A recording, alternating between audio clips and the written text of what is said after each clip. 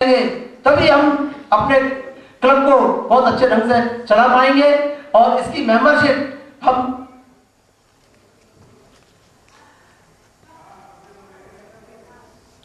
Club के माध्यम से संपूर्ण समाज का विकास कैसे होगा। सेंट्रल से हम क्लब की अकाउंटेबिलिटी वॉच करेंगे 3 साल के लिए। जैसे हमने ये प्रोजेक्ट दिया कि पहली क्लास से 8वीं क्लास के बच्चे देखने हैं, सभी बच्चे देखने हैं। उसके बाद जब वो बच्चा 9वीं क्लास में पहुंचेगा तो प्रोजेक्ट 9वीं क्लास में चलेगा। जिस स्थान पर क्लब के लोग अच्छा मानेंगे उनको शिक्षा के प्रति यह अकाउंटेबल करना पड़ेगा आफ्टर 5 इयर्स कि एक भी बच्चा हमारा अशिक्षित नहीं, अच्छे से अच्छा पढ़ने के लिए हमें सुनिश्चित करना पड़ेगा।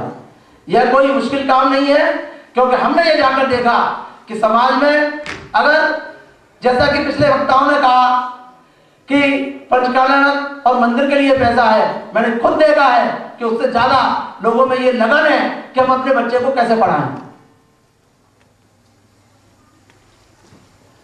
सफलता कैसे मिलेगी?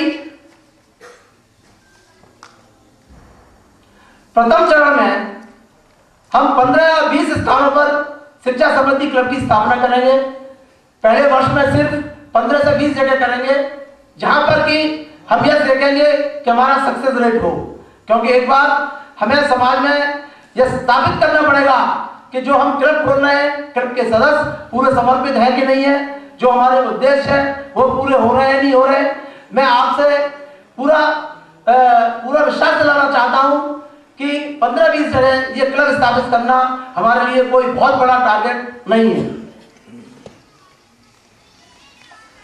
सफलता की धुरी, आखिर ये सफल कैसे होंगे? स्थानीय प्रतिभावान महिलाएं व प्रबुद्ध जन। आपको मैं बताऊं, आज जो सक्सेस का कारण है मैं आपको अभी यहां दिखाता हूं। मैं अपनी सभी महिलाएं जो शिक्षा के प्रति इतना मेहनत करती है, मैं सबसे रिक्वेस्ट करूंगा सब अपने स्थान पर खड़े हों और मैं आप लोगों से कहूंगा कि इन वॉलंटियर्स के द्वारा ही ये पूरे समाज में, बुंदेलखंड में एक नया चीज जागरण हुआ है। मैं आप सबसे कहूंगा कि आप इनका सबका स्वागत करें। ये 20 महिलाएं आई हैं, जिसमें से आपको ये जानकर आश्चर्य होगा 5 महिलाएं ऐसी हैं जो पहली बार दिल्ली आई हैं। किसी महिला को एक गांव से इस कड़कड़ाती ठंड में आना और 3 घंटे के प्रोग्राम के लिए आना, आप कोई आसान बात मत समझिए कि उनको कितनी मुश्किल होती है, उनके परिवार होते हैं और किस तरीके से वो अपना जीवन यापन करती हैं। ये बहुत अद्वितीय बात है, इसको आप आसान मत समझिए। तो मैं जो आपको बता रहा था कि समाज में हर जगह एक से एक अच्छी महिला, एक से एक अच्छा शिक्षा प्रति मौजूद है। हमें सिर्फ उनको एक स्ट्रीम लाइन में लाना है और हमें कुछ नहीं करना है और उनको एक्सपोजर देना है कि नई पद्धति से कैसे एक्सपोजर देंगे।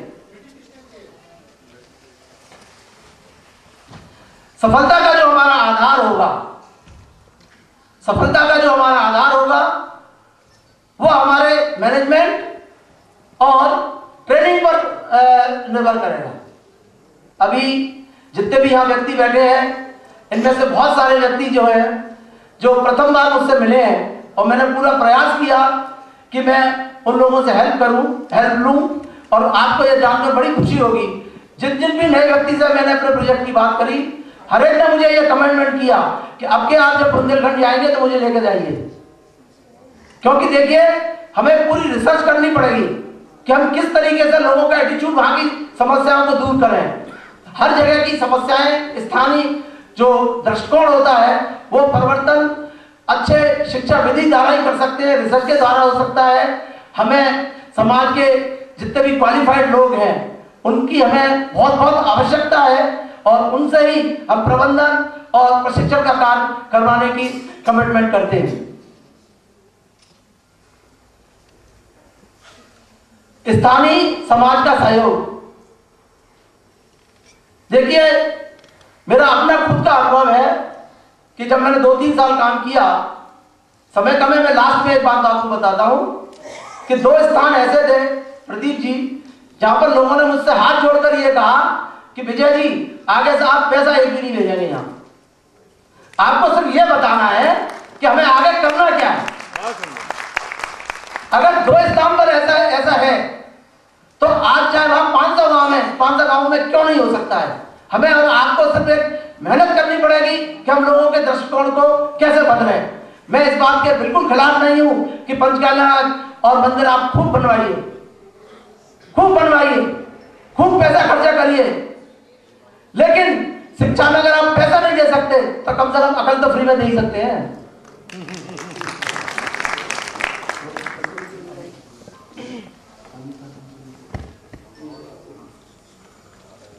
मैं चाहूंगा एजुकेशन से जो जिनका संबंध है, और वो ये कि सबसे पहले तो हर बच्चा खास होता है। ये मैंने डिस्कवर किया अपने रिसर्च में, हर बच्चा खास होता है। हर बच्चे में हमारी तरह, आपकी तरह और हमारी तरह, हर बच्चे में कुछ ना कुछ काबिलियत होती है, कुछ ना कुछ कमजोरी होती है। मुझ में भी कमजोरी है, काबिलियत है, आप में भी कुछ ना कुछ काबिलियत और कमजोरी है, और हर बच्चे में कुछ ना कुछ कमजोरी और काबिलियत होती है। और हमें as parents, as elders, as education system, हमें हर बच्चे की खासियत को पहचानना है, उससे मदद करनी है, उसकी क्या खासियत है, उसका क्या दिल चाहता है, उसे किस चीज में खुशी मिलती है, वो हमें उसको हेल्प करना है कि हम उसको वो ढूंढ सके, और उसमें हमें सपोर्ट करना है। और जो उसकी कमजोरी है उसमें हमें उसको सपोर्ट करना है। मुझे अक्सर, और वो जो हैप्पीनेस क्वेश्चन है वो मेरे लिए सबसे अहम है, क्योंकि देखिए पढ़ाई लिखाई तो हम सीख ही लेते हैं। जब मुझे कोई चीज सीखनी होती है तो मैं कुछ ना कुछ करके सीख ही लेता हूं। हमारी फिल्म 3 इडियट्स जब रिलीज होने वाली थी, रिलीज से पहले हमने कई स्क्रीनिंग्स रखे थे, टेस्ट स्क्रीनिंग जिसको हम कहते हैं, जिसमें कि हम ऑडियंस, जैसे आप लोग हमको बुलाते हैं, फिल्म दिखाते हैं, पूछते हैं कि फिल्म कैसी लगी। ऐसे एक टेस्ट स्क्रीनिंग हमने किया था। मुंबई में एक फैक्ट्री में कारीगर लोग काम करते हैं, तो करीब 25-30 कारीगर आए थे उस स्क्रीनिंग में। स्क्रीनिंग के बाद कारीगर था, उसने मुझसे एक सवाल पूछा। उसने मुझसे ये पूछा, आपने फिल्म देखी है 3 इडियट्स? उसने मुझे एक सवाल पूछा जो बहुत कमाल का सवाल था। उसने मुझे ये सवाल पूछा कि सर, पिक्चर के अंत में हमें पता लगता है कि आप तो रैंचो थे ही नहीं, रैंचो तो थे ही नहीं आप, तो सर्टिफिकेट तो आपको मिला नहीं, वो तो जावेद जाफरी को मिल गया। तो आप इतने बड़े साइंटिस्ट कैसे बन गए?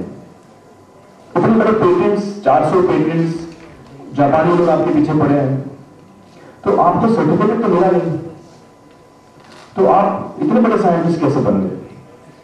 बहुत ही अहम सवाल है, बहुत ही इंपॉर्टेंट सवाल। और ये जो मुद्दा है उसके हार्ट में जाता है ये, कि जब मैं एग्जाम के लिए रट के जवाब देता हूं और वो जवाब में मुझे नंबर मिलते हैं और मैं पास हो जाता हूं, तो मेरे हाथ में एक पर्चा आता है जो मुझे कहता है कि मैं पढ़ा लिखा हूं। लेकिन वाकई में पढ़ा लिखा हूं या नहीं, ये अभी तक हमको श्योर मालूम नहीं। लेकिन जब आप नॉलेज चाहते हैं आपको मिले, विद्या मिले आपको, तो फिर वो कागज का मायने कुछ होता नहीं है। तो मैंने उसको जवाब में 2 सवाल पूछे। मैंने बोला उसको कि भैया आपको क्या लगता है मैं अच्छा एक्टर हूं? उसने बोला हाँ, देश भर में आप सब लोग मानते हैं आपको, आप अच्छे एक्टर हैं। मैंने उससे कहा कि भैया मेरे पास कोई सर्टिफिकेट नहीं है जो कहता है कि मैं अच्छा एक्टर हूं, मेरे पास कोई कागज नहीं है जो मुझे बोलता है कि मैं अच्छा एक्टर हूं। मैंने फिर उससे एक सवाल पूछा कि मैंने सुना आप बहुत अच्छे कटर हैं, आपके जो बॉस मुझे बताते हैं कि आप उनके मेन कटर हैं और आपकी बड़ी इज्जत करते हैं, आपके पास कोई पर्चा है, सर्टिफिकेट है जो मुझे बताता है कि आप कटर हो? उसने बोला नहीं सर। तो मैंने बोला आपका जवाब आपको इधर ही मिल गया। Education is beyond marks, education is beyond grades, education is what you learn. आपने देखा था परसों 1.5 घंटे उनके साथ बैठा, तो मुझे सबसे बड़ी खुशी ये हुई कि जो हम चाहते हैं वो वही कर रहे हैं। और उन्होंने हमें 100% अपनी संस्था के द्वारा ट्रेनिंग और मैनेजमेंट का हमें पूरा विश्वास ही नहीं दिलाया है, और वो हमारे साथ कार्य भी करेंगे।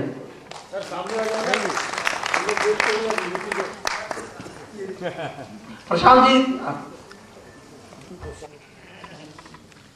अधिकतम शिक्षा तकनीक को ग्रामीण क्षेत्रों तक पहुंचाना हमारा कमिटमेंट है। कार्यस्थल